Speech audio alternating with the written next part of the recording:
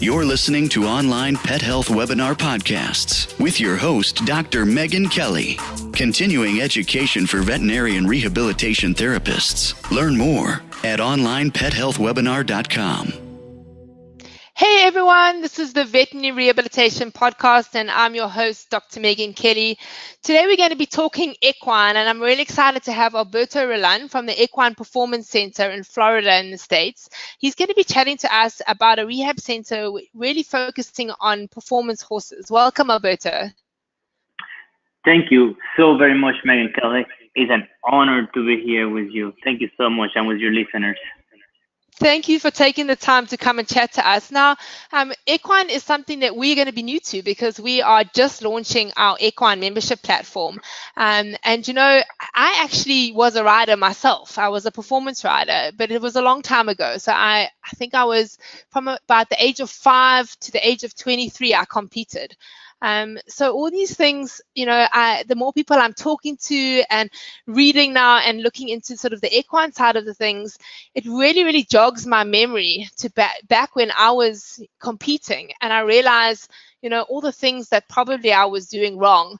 So I wanted to know, are you from a horse riding background or was it really just from the veterinary side of things that you got sort of more focused on the equine rehabilitation side? I was basically born on a horse. We used to have a ranch. We still have a ranch. My family have a ranch back home. I used to show horses since I was about 4 years old, actually, very, very early in my beginnings. In addition to that, I also have the experience of cattle work. So we did a lot of farm work with our horses. And I'm just like you. What motivated me into this was that I found out a lot of things that we were doing wrong, but a lot of things that we were actually doing right, which is interesting. We're kind of going back to old school technologies that my dad and grandparents used to use, and it's very interesting how our riding background from our childhood fits into the modern rehab technology. That's amazing. You know, I think as a vet, having that equine background, you know, having been exposed to horses is such an advantage. I remember at vet school, those colleagues of mine that were not used to horses. It was quite a scary experience doing being on the equine rotation because a lot of people are a little bit fearful of horses. But you and your family obviously have grown up, and I know that your brother works together with you, doesn't he? Yes, we have been working together since our beginnings. Ever since we were child, that's what we ever do. Work at the farm together, and we dream of putting a business together, and that's what we're doing right now. That's awesome. So it's a dream come true for the two of you. So you've got more than one clinic, is that right? Yes, we have a horse clinic, which is basically focused on lameness and performance related issues. Now we're starting to expand a little bit into the general medicine aspect as well. Then we also have a small animal clinic. My wife is a small animal veterinarian and she runs that small animal practice and is starting to do a lot more orthopedics and helping, you know, feeding the rehab center. Plus we have the rehab center, which basically focus on rehabilitation. Now, are these clinics all together, Roberto, and are they in different spots? No, they're different spots. Mary Camp Animal Hospital is is a small animal clinic, and that is about 30 minutes to 45 minutes east of the rehab center. And then Performance Equine Veterinary Services is about 30 minutes south of the rehab center.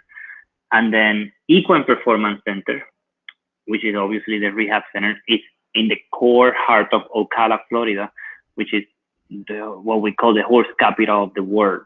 There are more horses here per square mile than any other place, apparently. I'm not 100% sure of the fact because we tend to debate with the Lexington people about it. So that's a great location. So tell me, how do you manage or having clinics sort of 30 to 40 minutes apart? Have you got a practice manager, or is it you and your brother that are doing the managing of all three clinics? No, no, no, no, no. My wife is a very experienced manager, so she takes care of American Panama Hospital about 100% of that between her, and she has an executive director at American Panama Hospital.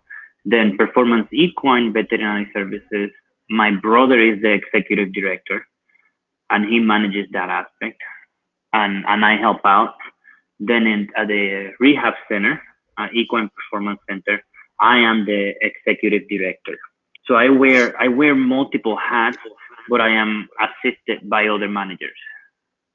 So that's one of the great things about having a family-run business, is that you can each divide up your different clinics. So I've chatted to quite a few different rehab therapists, and I really love it when I hear they're working together. Family members are all helping out, and sometimes it's wives and brothers, and other times it's even parents that they've got to do different jobs in the practice.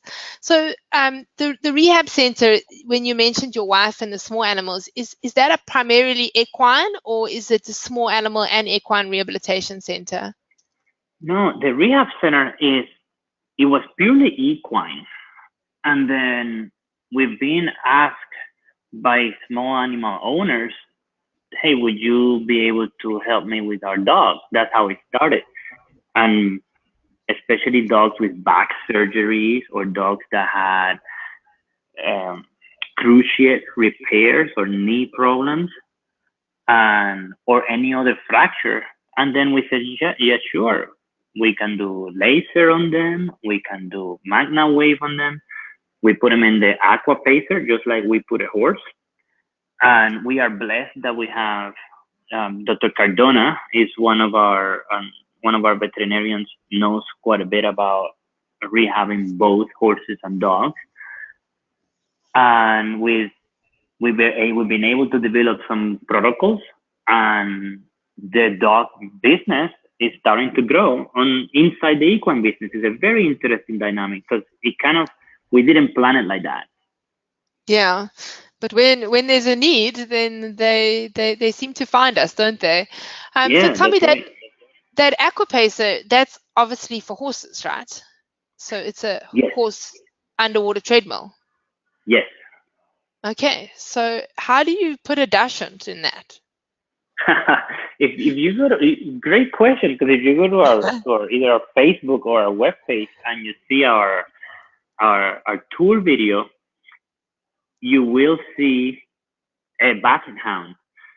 And a basset hound that had back issues, and they just go in perfectly. And with the owner is in front of the animal, looking through the glass window, and the dog wants to get to the owner, and it runs very straight, and it sort of goes in the belt just like any other treadmill. Then we start putting water, and they adapt extremely well. In the Dachshund or the Basset Hound, we just put a little bit of water, half-inch water. The cool thing is that we can put a centimeter of water, half-inch, so we can manage the water up to 2 or 3 feet.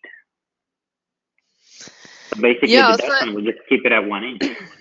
I'd love to have a look at that video, because I'm just trying to think about the size, of an equine underwater treadmill and some small animal in it. But obviously, in the small animal side of things, we have underwater treadmills that are designed for small animals, so they're so much smaller. So how do you manage the heating of the water? Is that the same for the horses? Does it go for the same temperature as the small animals? Yeah, the beautiful of where we are is that it doesn't really get cold in Florida. So it's room temperature, is ambient temperature. It's very comfortable for both horses and dogs. We keep in the coldest, remember in our coldest weather, maybe 38 degrees Fahrenheit. I'm not sure how much that's in Celsius. Do you work in Celsius or Fahrenheit? We're in Celsius. Okay, so I don't know the conversion, but it's about 38, which is obvious 38 degrees Fahrenheit, way above freezing. And even at that temperature, we actually have our rehab room have warmers, which people from the north make fun of us because we actually keep the room warm. So the water stays pretty comfortable. Yeah, that's one benefit of being in a slightly warmer temperatures. I always wonder how, people in sort of the Scandinavian countries, I know they've got heaters inside, but it means that your water tanks also have to be housed inside, because if they're outside, then the likelihood that they freeze is quite good. So that underwater treadmill, obviously there was a financial outlay that you had to have to buy the equipment as well as your laser. I don't know what other equipment you have, but how did you finance that? Did you get a loan for that, a practice loan, or were you able to finance that with cash?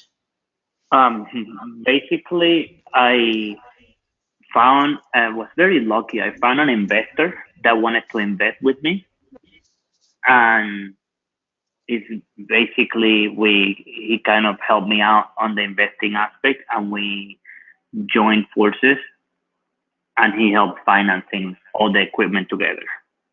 That's and then awesome. So it's like a loan basically. Yeah, But that's a big awesome. sum loan. I was very lucky to be able to find that kind of financing. Yeah, because I think, as when people are growing and as they are starting to look at expanding their practices, that's always a worry as to, sort of committing to loans and worrying about getting more equipment, whether it's actually going to pay for itself. Was that something that you were a little bit fearful with, or were you quite confident that you knew that this new thing that you were starting now was going to take off? No, I was extremely fearful for it. I'm still extremely fearful for it. It's something that you have to plan daily and weekly. The finances of rehabs are quite interesting because we have a passion, right? And we do this because it's our lifestyle. We breathe and we eat and we sleep in the rehab center because we want to see our horses getting better. That doesn't always correlate with the financial reward.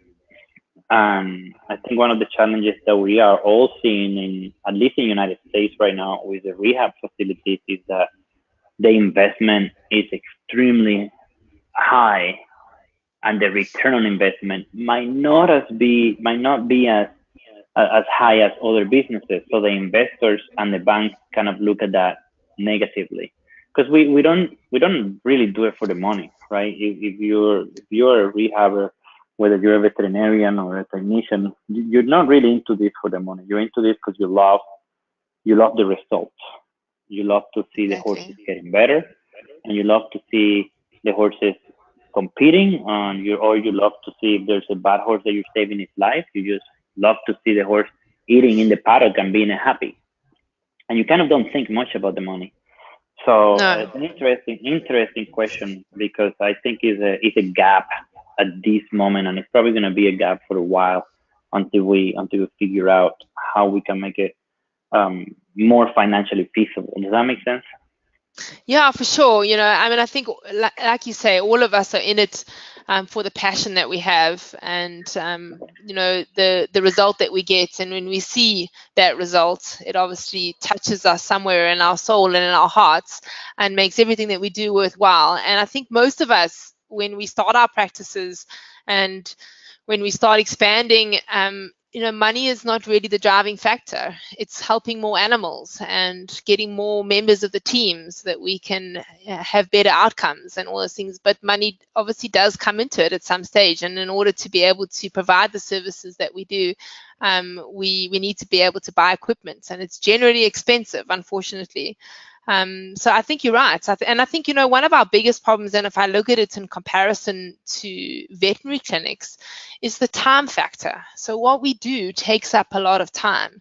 And I think that it's difficult to charge for our time. If we actually had to really charge for how long it takes us, I think that we would be charging so much. And I think that a lot of us, and I can remember myself, when I first started practicing, I really undervalued what I had to offer. I probably didn't charge as much as I should, and it was something that I had to change in order for my practice to continue. How do you find your clients accept the prices that you charge? Is it something that is a problem, or do you think that the clients in your area are prepared because of having so many horses and so much performance horses that money is not a factor for them? It's a huge problem every day. Very seldom clients come where the money is not an issue. So it becomes a barrier sometimes, obviously, to do a full rehab plan, but we have to adapt to what the owners can afford, and we have to get creative. Sometimes we get creative with financing, and for example, sometimes we have something called care credit. I don't know if you're familiar with it. It's like a credit card that they can get to help their animals. And that has helped quite a bit, but the finances are a big factor. Many people unfortunately cannot afford it, because we cannot, as much as we want to, we cannot afford to give free services. So we have to become creative. Sometimes we throw packages, we throw specials, we throw special days. Like right now, for example, we're throwing a podiatry day on March 18, where we're gonna significantly decrease the cost of high-level podiatry, rehabbing, chewing and rehabbing. And sometimes we throw big packages just to try to help that people see the results of the investment. Because after all, it becomes economic also for the rider and the owner. Once we can prove to them that the horse can perform better, then sometimes they can make more money if the horse is competing for a prize, or they can sell the horse at a higher price, or they can actually sell the horse because the horse is sound and it's not lame. So once they see the results, then they're usually more receptive to figuring out the finances. Yeah, I think you're right. I think once they see the value in what we do, then I think that they'll be prepared to pay money for it. And I think that's really what it is that I think that in this field of veterinary rehabilitation, I think there are so many people that don't really know what we do and what we're able to achieve and the outcome that we can have. So I think that's something that's a goal of ours. And a lot of the online pet health members and those that follow me on Facebook, I always recommend to them to go out there and lecture and do talks and just educate people, pet owners, vets, about what we can do and the outcomes, really the outcomes that they can see after rehabilitation. And I think that helps. Do you get a lot of your referrals directly from your equine clinic, or do you get from other veterinarians that are referring to the rehab side of things? Our biggest referral is obviously our equine clinic. But local veterinarians are starting to also see the results, and they're starting to use our services, referring to us more.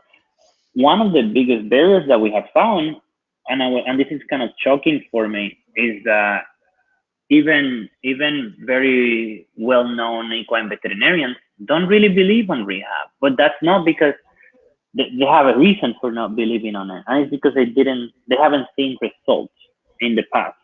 So when we show them that we can provide results and we can provide good communication and we can keep them involved in the case, then they're basically hooked. They come and they see the benefit for the clients, and they keep referring. It has been a challenge for sure to get veterinarians referred to us, but it's slowly picking up once they see the results.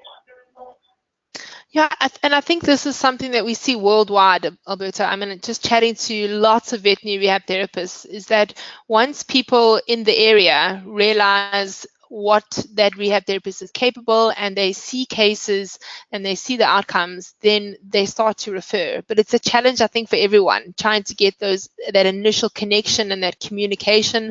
And once you establish that relationship, then the referrals start to come. So I had it exactly the same for myself in Cape Town when I first started my clinic. And I mean, that was in 2006, 2007. And in those days, rehabilitation really wasn't well known here in South Africa at all. And it took a long time. But, you know, by 2012, I can remember, you know, virtually every single vet referring to me, and I had a waiting list of 3 weeks just to get the first time consult.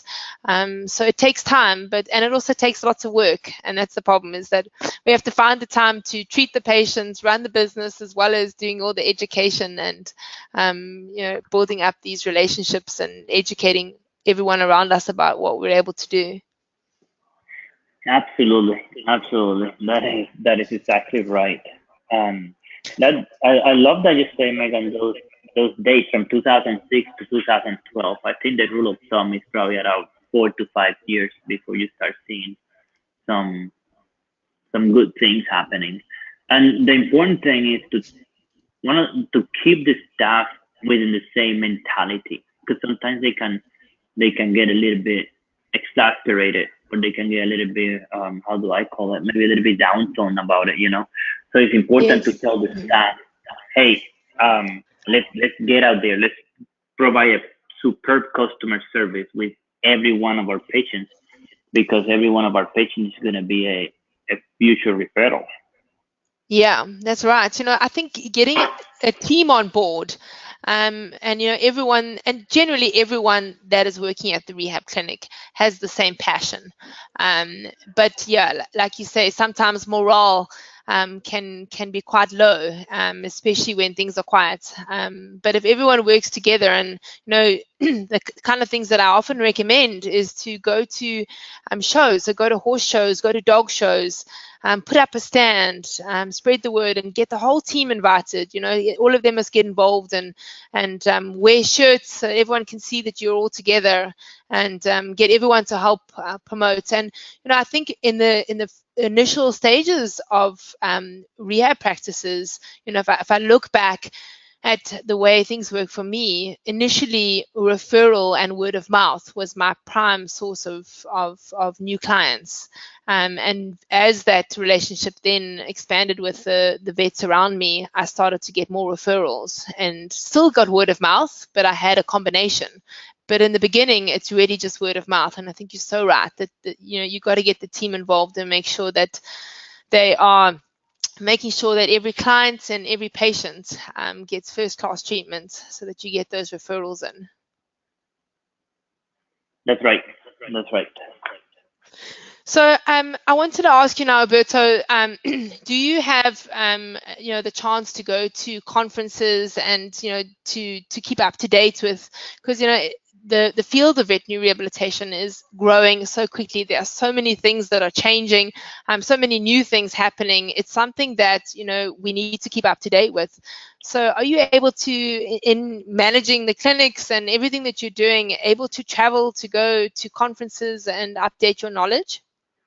For the last 10 years, I have taken about a week every 2 months, and sometimes a week every month. Last year, I took about a week every month to go travel. Brilliant. And I travel all over the world. I went to Italy twice to conferences. I went to Canada, and all through the United States. Everywhere that there is a conference that has very reputable people, I try to attend and stay definitely up to date. Absolutely, I think that is key, and not just for me. I encourage my staff, my veterinarians, to actually go to them as well, and my technicians as well. And are these mainly sort of in the veterinary field or rehabilitation field too? They're mainly on the veterinary field and some rehabilitation. For example, there are some I just came from San Antonio from a week-long hyperbaric chamber treatment conference, and before that there was a big rehab conference in Lexington, Kentucky. The American Association of Equine Practitioners now is starting to implement rehab talks and conferences within their main national, within the national meetings. So we go through those as well. To answer your question, it's kind of a little bit of a mix.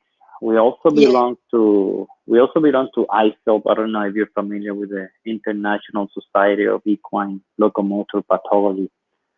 It's pretty good. It's an extremely good society focusing only on equine lameness and diagnosis and treatments, and also is starting to incorporate a lot of rehabilitation as well. Sounds awesome. So I hope you are planning in your travels that in 2021, the IAVRPT, so the International Veterinary Rehabilitation Conference, is in Cape Town. I don't know if you knew that. No, I did not. How cool would that be? Yeah, so 2021. Sign up. Yeah, for sure. So 2020, we are having that in Cambridge in the UK. So next year, August. And then the year after, 2021, is in Cape Town, South Africa. So all of us in South Africa are very excited about it. Sounds like I should go. Definitely. I think that must be on your list. Have you been to South Africa before, Alberto? No, I have never. I'm connected to South Africa somehow because there's a lot of South African equine enthusiasts here in Ocala, Florida. But I have never been in South Africa. That would be lovely. Okay, so it's on your list. Now, Alberto, you obviously also very involved in education. So you have some courses. Do you want to tell us a little bit about those courses? Sure, I would love to. When I started, I graduated from veterinary school in 2006, and when I went and did my internship, and right after the internship, I went to private practice. So I noticed that in the United States, or the places that I was, anyone that was coming out of equine technician, let's put it like this, of technician schools, was not fulfilling the job of an equine technician. Seems like the technician schools were going more towards the small animal side. And it makes sense, right? There are way more small animal technicians and way more small animal clinics than there are equines.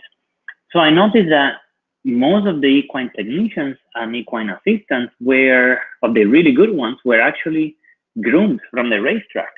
They would see the vets work, they would learn, and then they would call themselves assistants, and then they would somehow become technicians and call themselves technicians without any kind of degree or preparation. And to be honest, in this area, they were excellent.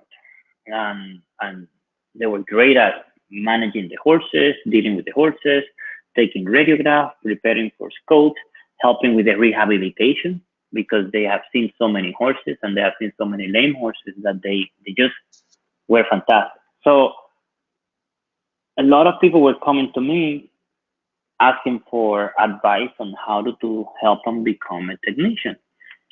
So I slowly have been developing a course on how to make an equine technician better, or how to start someone from scratch who is not familiar with being a technician or an assistant, but wants to be one, and how to help them through the process. Most very basic processes, from holding horses, jogging horses, to more complicated processes, to taking 38 x-rays of a horse in 10 minutes. So we go all the way from the very basic to the more complicated. The interesting thing about this course is that we're also putting them onto the rehab machine, on how they operate, how to maintain them. So as far as I know, that's one of the very few courses available that has all these teachings in one course. Okay, and it's not live yet, right? You're still working on it. I am still working on it. Every day I work on it, so it should be. I'm pretty sure it's probably going to be out within the next month. Or my launching date keeps moving. As they do always with online. You always think that you've got everything together, and then there's a website glitch or something, loading all the videos and stuff. I know all about it. Well, good luck for that, and you will let us know, obviously, once you go live with it. Yes, absolutely. I will indeed. It's going to be, I would like to call it revolutionary because I think it's quite unique. Awesome. Well, we're looking forward to it. You've also got two other horse websites, don't you? Teaching about, one was about back pain and the other one was about hyperbaric treatments. Yes, we have, again, with the same thing. I've noticed that there was a lack of knowledge about hyperbaric on rehabilitation. And I know that hyperbaric chamber is not really ubiquitous. So it's not everywhere, but we are very, very fortunate to have it in the horse capital of the world. And there were a lot of horses that were not being treated that needed treatment. And one time an owner came, he's like, why didn't I know about this modality? This horse had a navicular bursa infection that had gone through bursoscopy surgery. Then it went through the strip nail procedure. The bacteria was resistant to every antibiotic in the microgram. And the horse owner was, I don't understand why you were not in my Facebook all the time, reminding me that you were there to help horses. So I took that to heart. And what I did is I started this webpage called equinehyperbaric.com. And we put really cool cases that were not being able to be fixed before that we actually were able to help. And when you go to the website on the equinehyperbaric.com, you will see that there were some pretty amazing things that the hyperbaric chamber can do. There was a lot of misconceptions on hyperbaric chamber, a lot of underutilization, and it has become basically my favorite modality. And the same thing with equine back pain. We launched another site called equinebackpain.com because in our area, equine back pain is extremely common. And there's a lot of taboos of why horses have back pain. So in this website, we go through a lot of cases, a lot of ideas of why your horse might have back pain and some of the treatments that we do. And we explain also that some of the back pain sometimes is not from the back, sometimes it's secondary, and then we help how to rehab it, etc., etc. So we launched this educational site for our horse owners about equine back pain, and conveniently enough, we were able to find equinebackpain.com available. So it became very, very easy to do.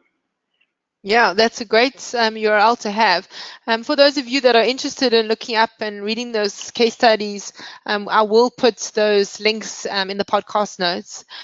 Alberto, we're coming to the end of our interview, but there are a few questions, one or two, which I'd just love to ask you. And I really like asking all the vet rehab therapists that interview, because I think it really helps those people that are just coming into the field to really realize that it's not easy for everyone, because sometimes, with Facebook and all the pictures and everyone's so successful, it really helps people to realize that not everyone it's not as it seems for everyone. So I wanted to ask you, what are your biggest daily challenges in practice?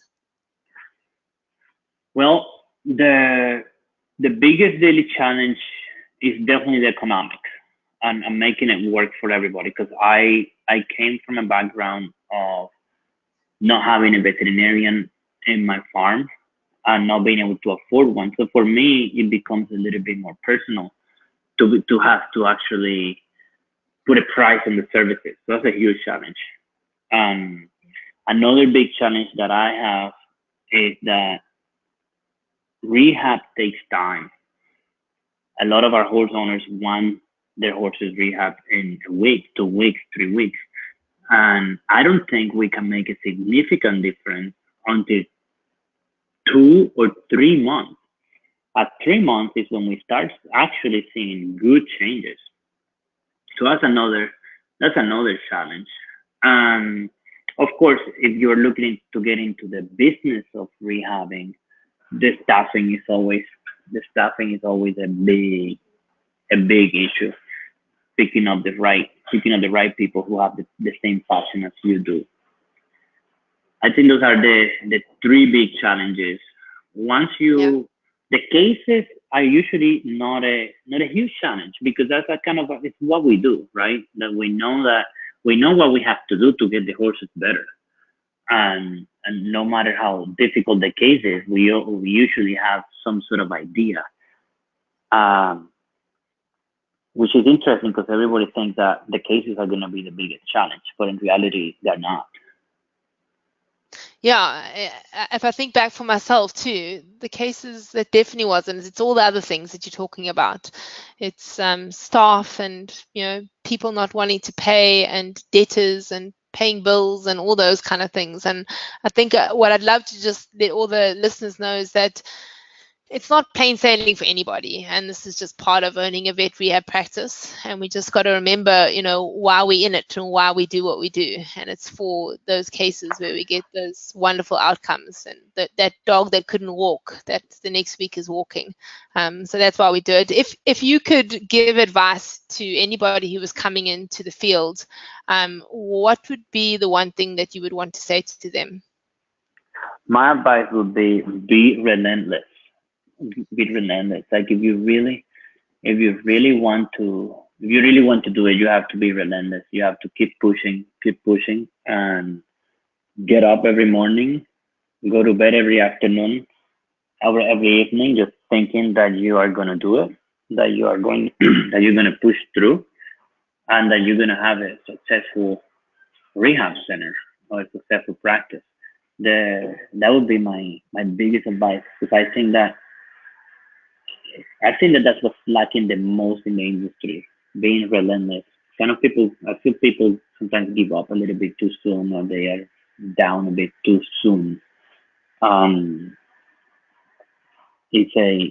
Sometimes we as managers have to find the motivation within our own, because there's no one there to motivate us. We have to be motivating everybody else, and then who motivates us? So you have to be relentless every day, and obviously you should find mentors to help you out, but ultimately it's you're the ultimately responsible for yourself and for your own well-being and your own production and your own success.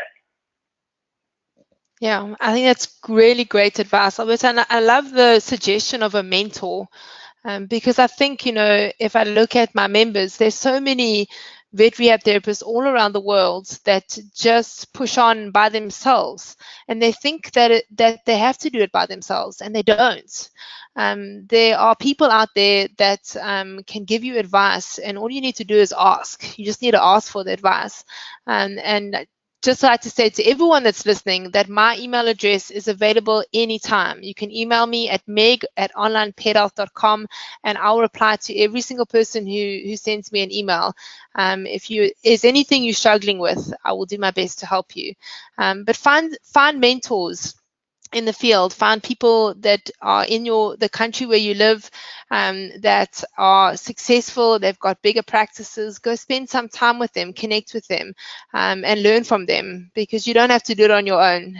Finding other people to support and help you.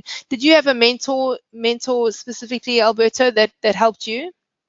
Ever since I was a kid, I had veterinary mentors that I look up to. They were usually veterinary mentors that were doing what I wanted to do.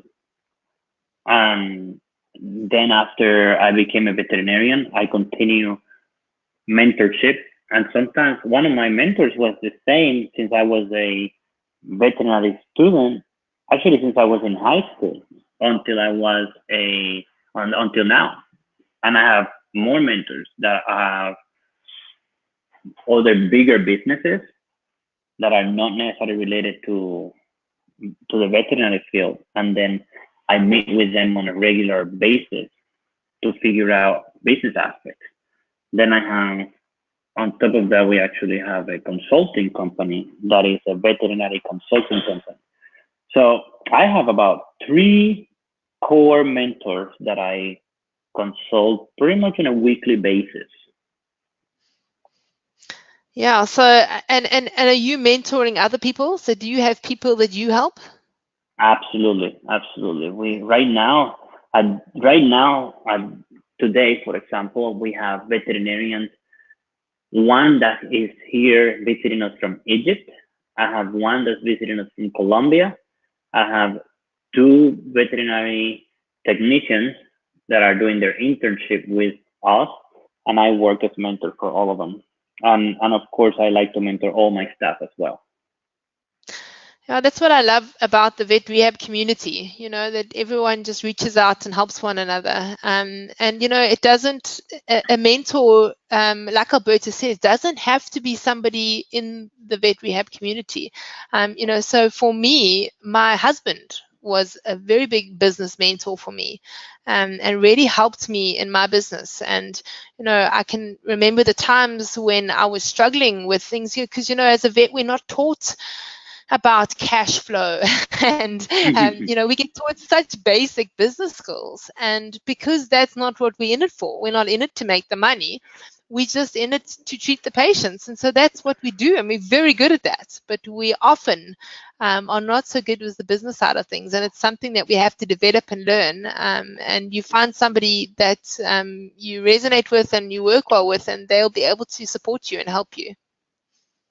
Very, very important, because something that you touched base in this last couple seconds. We're not trained as business persons, and then sometimes we graduate veterinary school, technician school, and we get a truck and we go out and we start a business. And I compare it. I tell people, it's like if you when you go to see a horse, let's say you're seeing a colic or you're seeing a broken leg, you have how many years of